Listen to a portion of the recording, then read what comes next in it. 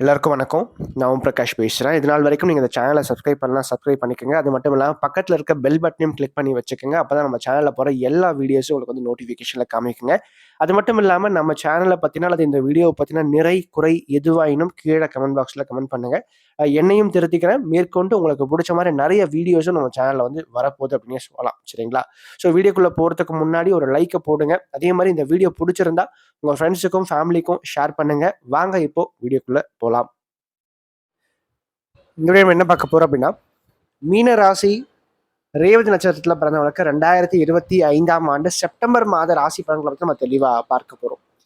இந்த செப்டம்பர் மாதம் இவங்களுடைய வாழ்க்கையில எப்படிப்பட்ட ஒரு தாக்கத்தை கொடுக்கும், யார் மூலமாக என்ன பலன்கள் கிடைக்க போகுது அப்படின்றத தெளிவா பார்க்கலாம் வாங்க. மீனம் காலபுருஷனுக்கு 12வது ராசியா வருங்க. ரேவதி நட்சத்திரம் 27வது நட்சத்திரமா மீனத்துடைய கடைசி நட்சத்திரமா வரும். சரிங்களா? ரேவதியுடைய அதிபதி அப்படின்னு பார்க்கும்போது புதன் பகவான் தான்.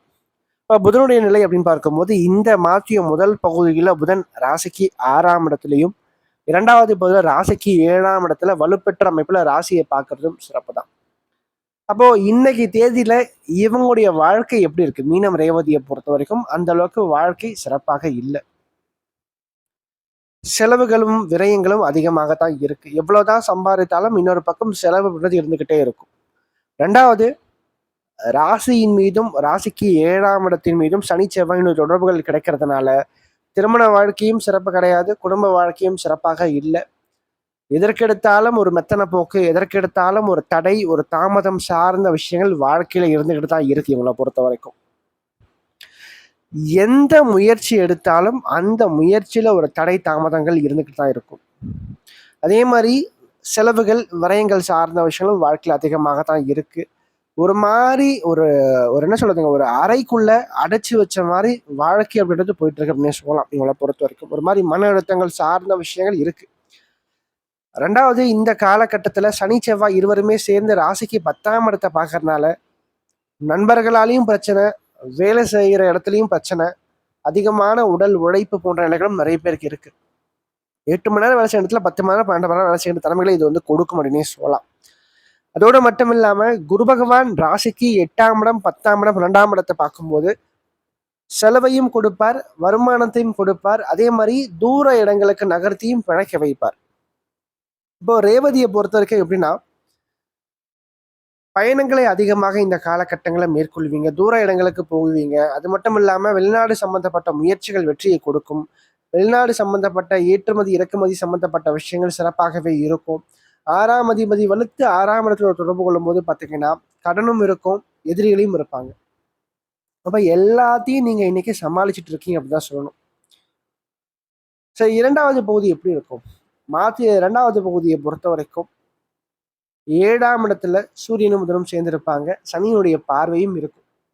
அப்ப இவங்களை பொறுத்த வரைக்கும் இந்த செப்டம்பர் மாதத்தின் முதல் பகுதி கொஞ்சம் கடினமாக இருக்கும், 2வது பகுதி நல்லா இருக்கும், ஓரளவுக்கு மாற்றத்தை கொடுக்கும், முயற்சிகளுக்கு தகுந்த வெற்றியை கொடுக்கும்.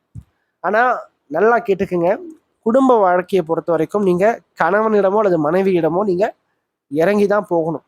ஒரு ஸ்டெப் நீங்க இறங்கி போனா மட்டும்தான் வாழ்க்கை நல்லா இருக்கும். இல்லைன்னா சண்டை, பிரிவு, பிரச்சனைகள் போன்றது 3வது நபர்களாலையும் வரும், உங்க 2 பேருக்குள்ளேயும் வரும்.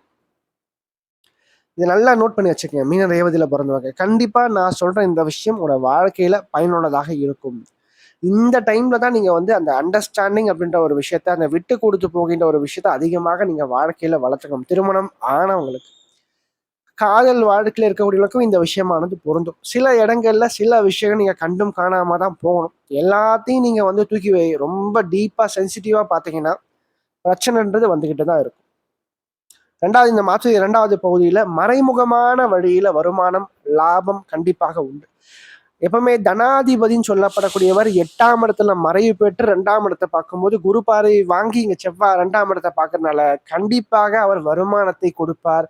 கண்ணுக்கு தெரியாத வருமானமா இருக்கும். சிலருக்கு இரட்டை வருமானங்கள் வரும். ஒரு சிலருக்கு அரசாங்கத்துக்கு தெரியாத வழியில, சொல்ல முடியாத வழியில வருமானம் வரும். ஸோ இது போன்ற வழியில தான் காசானது கைக்கு வரும். ரெண்டாவது, இந்த காலகட்டத்தை பொறுத்த வரைக்கும் இந்த ஷேர் மார்க்கெட், மியூச்சுவல் ஃபண்ட்லாம் பெரும்பாலும் பணத்தை இன்வெஸ்ட்மெண்ட் பண்ணும்போது கொஞ்சம் பார்த்து பண்ணுங்க. கொஞ்சம் ஆசை அப்படின்றது வேற, பேராசை அப்படின்றது வேற. ஆசைப்படுங்க, ஆனா பேராசைப்படாதீங்க. சரிங்களா? உங்களுடைய தேவைக்கும் உங்களுடைய அளவுக்கும் ஓரளவுக்கு வருமானத்தை நீங்க ஃபிக்ஸ் பண்ணி வச்சிருப்பீங்க. அந்த அளவுக்கு வந்தா மட்டும் போதுன்ற மைண்ட் செட்ல எதுலயும் அணுகி முயற்சி பண்ணுங்க, வெற்றி கிடைக்கும். அளவுக்கு மீறி போகாதீங்க. அது மண்ணா இருந்தாலும் சரி, பெண்ணாக இருந்தாலும் சரி, பொண்ணாக இருந்தாலும் சரி. சரியா? இது 3த்துக்குமே இந்த விஷயமானது பொருந்தும். ஏன்னா ஒரு மனுஷன் வந்து எப்ப தப்பு பண்ணி பிரச்சனை மாட்டான்னா, இந்த மாதிரி ஜென்ம சனி, அஷ்டம சனி நடக்கும்போது மட்டும்தான் பிரச்சனையில மாட்டுவான். ஆனா எப்படி இருந்தாலும் சரிங்க, இந்த மாற்றி 2வது பகுதியில உங்களுக்கு வருமானம் நல்லா இருக்கும். எந்த சூழ்நிலையும் உங்க பேச்சு திறமையின் மூலமாக சமாளிச்சு ஜெயிச்சிருவீங்க.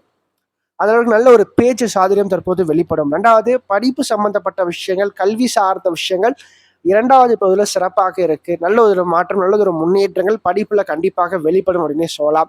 அதே மாதிரி காதல் வாழ்க்கையை பொறுத்த வரைக்கும் சிறப்பாக இல்லை, கொஞ்சம் தள்ளியே இருங்க. குடும்ப வாழ்க்கையிலும் கணவன் கிட்டயும் அல்லது மனைவி கிட்டயும் கொஞ்சம் விட்டு கொடுத்து போங்க. நிச்சயமாக வாழ்க்கையானது சிறப்பா இருக்கும்.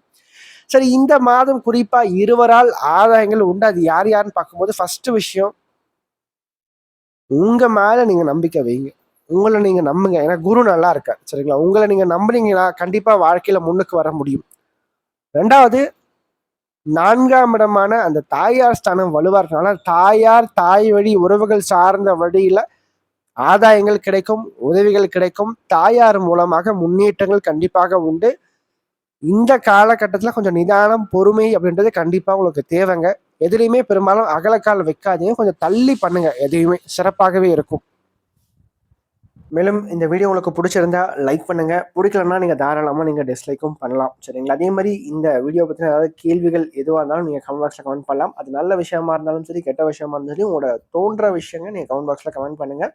அது சரியா இருந்தா இன்னும் எனக்கு பூஸ்டப்பா இருக்கும். அது தவறான ஒரு இதுவா இருந்தா நான் அதை திருத்திக்கிறேன். சரிங்களா? நன்றி, வணக்கம்.